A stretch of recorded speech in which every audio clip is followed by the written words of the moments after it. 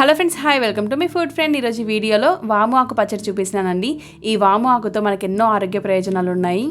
గుండెకు సంబంధించిన వ్యాధులు ఉన్న వాళ్ళకి, మూత్రాశయంలో రాళ్ళున్న వాళ్ళకి, అలాగే జీర్ణశక్తిని పెంచుకోవడానికి, ఆకలి అవ్వడానికి చాలా ఉపయోగపడతాయండి ఈ ఆకులు.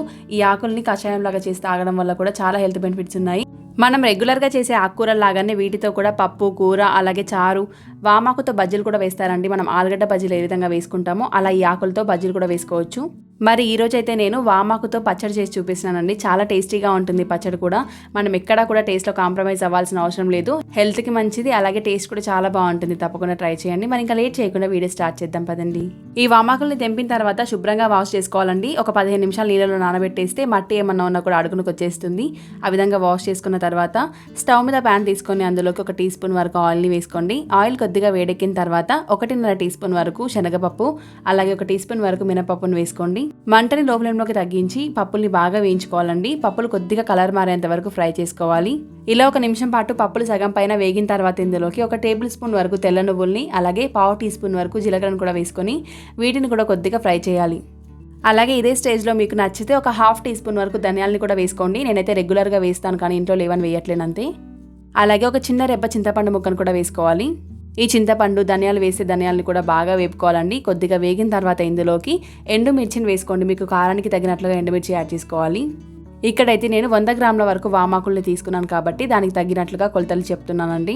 ఇలా మిరపకాయలను కూడా వేసుకున్న తర్వాత మంటని లో ఫ్లేమ్లోనే ఉంచి కలుపుకుంటూ ఫ్రై చేసుకోవాలి. ఇవి కొద్దిగా క్రిస్పీగా వేగేంత వరకు ఫ్రై చేసుకుంటే సరిపోతుందండి. ఇలా బాగా వేగిన వీటన్నింటిని వేరొక ప్లేట్లోకి ట్రాన్స్ఫర్ చేసుకొని అదే ప్యాన్లోకి 1 టీ స్పూన్ వరకు ఆయిల్ని వేసి మనం ముందుగా తెంపు పెట్టుకున్న వామాకుల్ని ఇందులోకి యాడ్ చేసుకోవాలి. ఈ వామాకుల్ని మంటని మీడియం ఫ్లేమ్లో ఉంచి ఒక 10 నిమిషాల పాటు ఫ్రై చేసుకుంటే సరిపోతుందండి. వామాకుల నుంచి వాటర్ రిలీజ్ అయిన తర్వాత ఆ వాటర్ అంతా మరిగిపోయి బాగా ఫ్రై అయ్యేంత వరకు ఫ్రై చేసుకుంటే సరిపోతుంది. అలాగే ఇంక ఈ వామాకు చెట్టు గురించి చెప్పాలనంటే ఈ మధ్యకాలంలో ఈ వామాకున్న బెనిఫిట్స్ తెలుసుకొని చాలా మంది దాదాపుగా ఇళ్లలో పెంచుకుంటున్నారండి. చాలా సులభంగా పెంచుకోవచ్చు. ఒక చిన్న అంటు తీసుకొచ్చి పెట్టినా సరే కొమ్మ బాగా పెరుగుతుంది. ఖచ్చితంగా ఈ చెట్టును మీరు కూడా ఇంట్లో పెంచుకోవడానికి ట్రై చేయండి. ఇంకా అలాగే ఆకులు ఈ విధంగా మగ్గిపోతే సరిపోతుందండి. ఇలా బాగా ఫ్రై అయిన తర్వాత స్టవ్ ఆఫ్ చేసుకొని పక్కన ఉంచుకోండి. ఇంకా నెక్స్ట్ చిన్న మిక్సీ జార్ తీసుకుని అందులోకి మనం ముందుగా వేయించి పక్కకు పెట్టుకున్న ఎండుమిర్చి, అలాగే పప్పులన్నీ కూడా యాడ్ చేసుకొని ఫైన్ పౌడర్ లాగా బ్లెండ్ చేసుకోవాలండి. ఎంత వీలైతే అంత మెత్తని పేస్ట్ లాగా బ్లెండ్ చేసుకోండి. ఇలా ఈ విధంగా ఫైన్ పౌడర్ లాగా బ్లెండ్ చేసుకున్న తర్వాత 4-5 వెల్లుల్లి రెబ్బలను యాడ్ చేసుకోండి. అలాగే రుచికి తగినంత సాల్ట్ని కూడా ఇదే స్టేజ్లో యాడ్ చేసుకోవాలి. ఇలా వెల్లుల్లి, సాల్ట్ యాడ్ చేసిన తర్వాత కూడా కొద్దిసేపు ఇలా బ్లెండ్ చేసుకుంటే సరిపోతుందండి. ఇలా ఫైన్ పౌడర్ లాగా అయిన తర్వాత ఇందులోకి మనం ముందుగా ఫ్రై చేసి పెట్టుకున్న వామాకుల్ని వేసుకుందాం.